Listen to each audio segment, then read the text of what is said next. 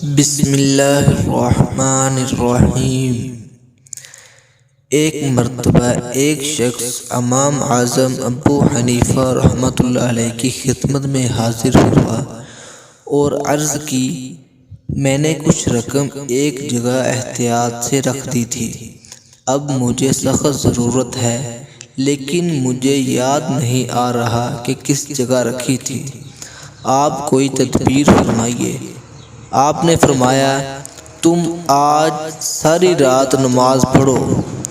اس نے جا کر نماز پڑھنی شروع کی تو تھوڑی ہی دیر بعد اسے یاد آ گیا کہ فلاں جگہ رقم رکھی تھی، چنانچہ اس نے رقم نکال لی۔ اگلے دن امام اعظم ابو حنیفہ رحمۃ اللہ علیہ کی خدمت میں آیا اور عرض کی، حضور، آپ کی تدبیر سے مجھے رقم مل گئی۔ آپ نے فرمایا، شیطان کو یہ کب گوارا تھا کہ تم ساری رات نماز پڑھو، اس لیے اس نے جلد یاد دلایا، لیکن تمہارے لیے مناسب یہی تھا کہ تم اللہ تعالیٰ کے شکر میں ساری رات نماز پڑھتے۔